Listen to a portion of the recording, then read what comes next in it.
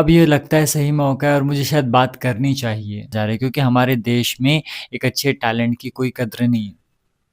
तो हमारा education system हमें स्लेव बना कि रहा है और बेटा देख। पेरेंट्स मेरी ये परेशानी है, तुझे क्या लगता है मुझे क्या करना चाहिए? शायद वो जवाब ना।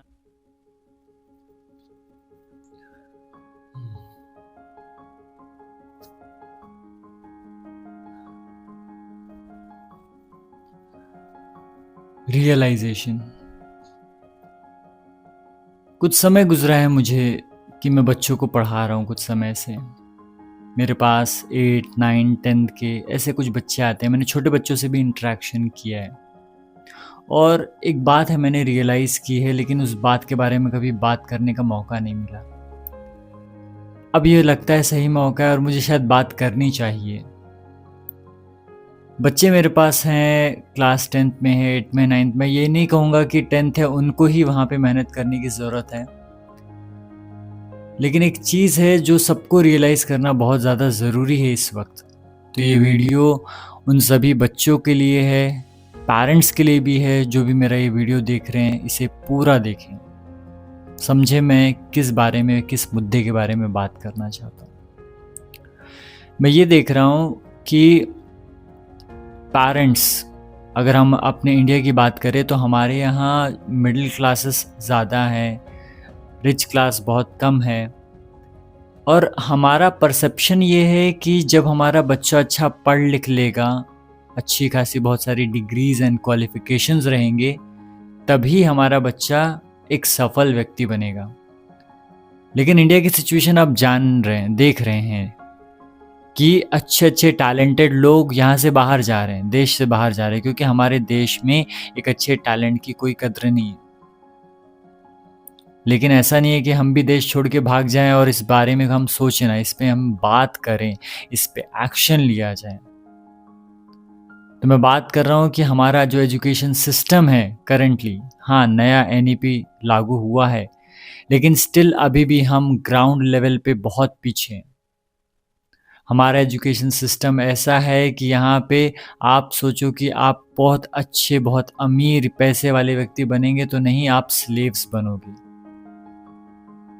जो अमीर बन रहे हैं या जो स्लेव्स नहीं हैं, उन्होंने खुद से कुछ अलग सोचा है, तब जाके वो उस पोजीशन पे हैं। तो हमारा एजुकेशन सिस्टम हमें स्लेव बना रहा है और पेरेंट्स ये बात नहीं समझ रहे हैं कि हमारा बच्चा जाएगा, पढ़ेगा अच्छा, और इस बात के लिए हम उसे फोर्स कर रहे हैं ताकि वो अच्छा परसेंटेज लेके आए।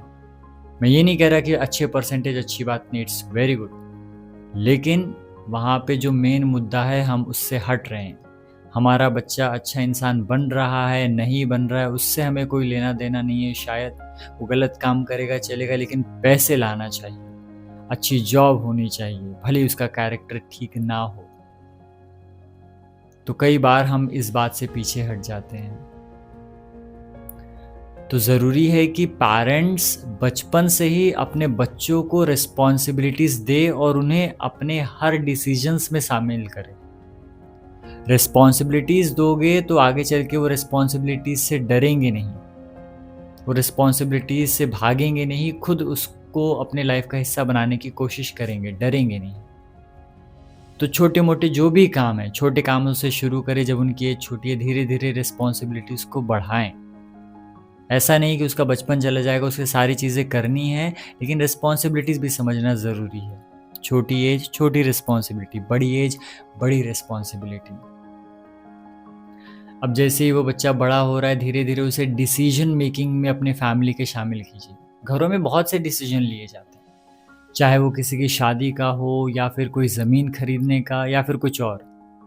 तो जो भी आप डिसीजन मेकिंग घर में हो, छोटे से छोटा, बड़े से बड़ा, शायद उस बच्चे के दिमाग में वो बातें ना जाए, लेकिन उसके सामने बैठो, उसे बताओ कि बेटा देख, मेरी ये परेशानी है, तुझे क्या लगता है मुझे क्या करना चाहिए? शायद वो जवाब ना दे पाए, कोई दिक्कत नहीं, लेकिन हो ये भी हो सकता है कि किसी दिन वो एक ऐसा जवाब दे दे, वो अनजान रहेगा उस चीज़ से, लेकिन ऐसा जवाब दे दे जो आपने बिल्कुल एक्सपेक्ट नहीं किया होगा, और यहीं से उसकी डिसीजन मेकिंग धीरे धीरे डेवलप होगी।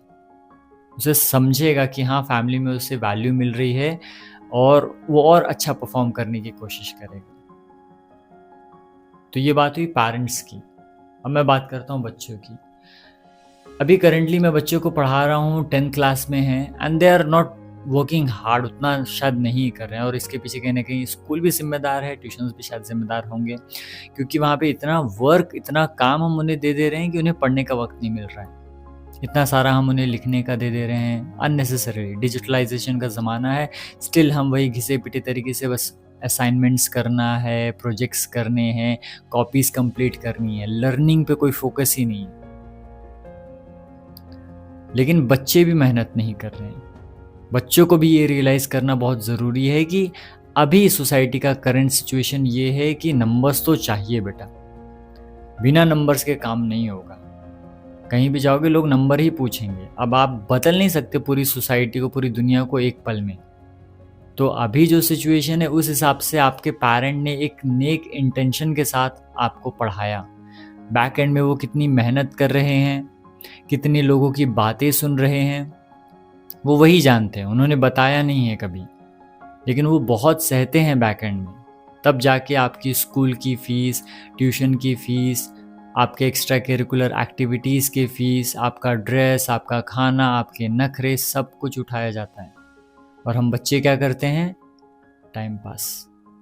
लेकिन ध्यान रखना, ये टाइम पास मैं स्पोर्ट्स को नहीं कह रहा हूँ। स्पोर्ट्स बहुत ज़रूरी है लाइफ में, उसे अपनी लाइफ में रखो और रोज़ उसे समय दो, थोड़ा ही सही। हाँ, बोर्ड एग्जाम से थोड़ा कम समय रेगुलर से दो, लेकिन देना है उसे, कम्प्लीटली लाइफ से हटा नहीं देना, बहुत ज़्यादा ज़रूरी है वो। लेकिन जब वक्त है ज़्यादा मेहनत करने का, प्रायोरिटी जब एजुकेशन है, तब हमें मेहनत उस पर ज़्यादा करनी है। जिनके पेरेंट्स है वो तो लकी है, जिनके नहीं है मैं वो भी देखता हूँ कि पेरेंट्स नहीं है, कोई एक पेरेंट नहीं है, सिंगल पेरेंट है, स्टिल बिल्कुल रियलाइजेशन नहीं है कि मेहनत करनी है। वो एक पेरेंट कैसे मेहनत कर करके आपको पढ़ा रहा है, इस पर कोई वहाँ पे बात नहीं कर रहा उनसे, ना ही वो रियलाइज़ कर रहे इस बात को। तो मेरी रिक्वेस्ट है बच्चों से कि देखो, करंट सिचुएशन ऐसी है कि मेहनत तो करना है परसेंटेज की, मेहनत करो, अपने पेरेंट्स के लिए करो, और सिर्फ इसलिए नहीं, थोड़ा क्यूरियोसिटी जगाओ अपने अंदर, क्यूरियोसिटी जगाओ चीज़ों को सीखने की। सीखना बहुत अच्छी आदत है, यू शुड लर्न। जितना सीखोगे, आप पढ़ते हो कि आपके ब्रेन में न्यूरल कनेक्शंस नए नए बनते हैं, आप डेवलप होगे, तो सीखो, क्यूरियोसिटी जगाओ। जब क्यूरियोसिटी जगाओगे, ऑटोमेटिकली आपका कैरेक्टर बदलेगा, धीरे धीरे आपके खुद के परसेंटेज अपने आप सुधरेंगे, आपको खुद ये रियलाइज़ होगा। लेकिन पहले क्यूरियोसिटी जगाओ, यही तो फ़र्क करता है हम में और जानवरों में। We have curiosity, we have thinking power, और हम उसी चीज़ का इस्तेमाल नहीं करें तो क्या ही फ़र्क रह जाएगा हम में और जो बाहर जानवर घूम रहे।